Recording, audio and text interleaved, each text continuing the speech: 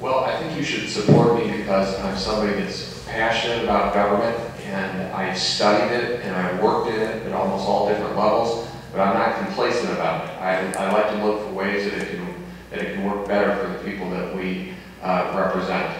And I think that's an important background to have. I think I have a very clear understanding of how this new system should work. And I divide it into two general areas. One is administrative, and one is aspirational. For administrative, and most people don't know, this county government doesn't give the county any new powers. People think it does. It does not. It takes the existing powers of county government and it concentrates on it. It's going to give an executive that knows how to do it an opportunity to make it more efficient, more effective. The second half of it is aspirational. And that's where those of you that are council representatives and local elected officials come in. Because we can't achieve master plans, whether it's for the environment or for economic development or for social services or infrastructure, unless you agree to it. We have all served on committees that have grand titles that don't do anything and don't achieve anything. So the county charter commits the county to form these committees, but it can't force you to give up anything that you don't want.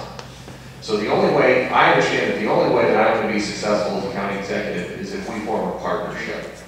And I've tried to set that pattern in the campaign by building a coalition all across the county. And I have more support from elected officials all over the county, over 100, including most of the council folks.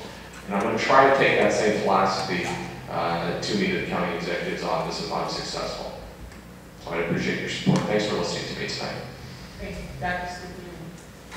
I'm a scientist, a small business owner, a longtime civic leader in economic development, in workforce development, in arts and culture, in education, and international trade.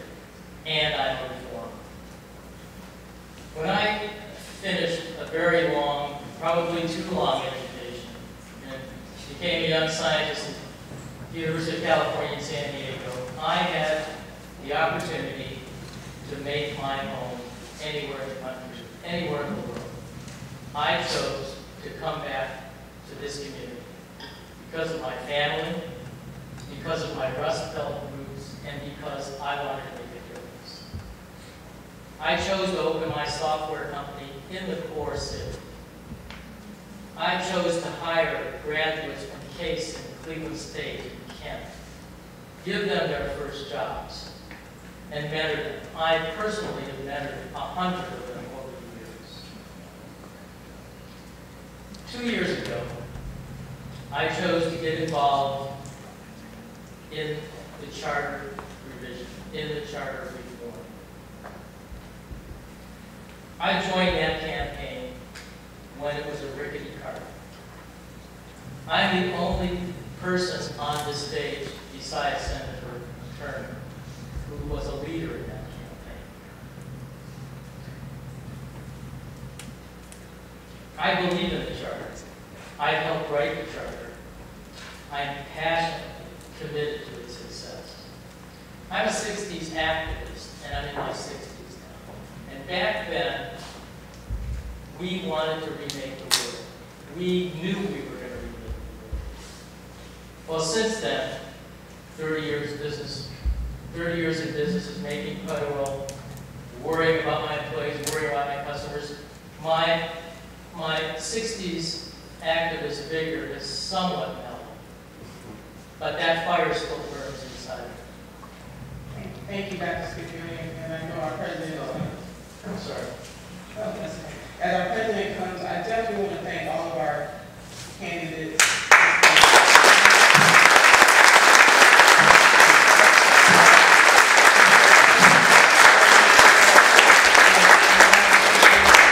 President, if I may, I just want to remind the audience that the rising tide will lift all boats, and I want us to be encouraged whether we're elected or citizen, and most importantly, to be engaged. And to let you know that although this charter may not be perfect, because the crafters of it were not perfect, and we understood that going in, which is why in 2012, you will have an opportunity to review that chapter, charter, and you will have another opportunity in 2017. But I want to recommend that all of us go back and read the preamble, and a portion of that says, desiring to secure secure for ourselves and our successors the benefit of self-determination. And that really is what that charter was about. So we might not have been on the same team in the beginning, but we are all in the same boat now. We want all the same future, a bright one for ourselves and for our children and our children's children. And it definitely takes teamwork to make the dream work. I want to thank NOCA for the opportunity to moderate, Mr. President and Vice President and all of the council members. I want to thank you so very, very much, Mr. President. Thank you very much. Let's give a round of applause for the state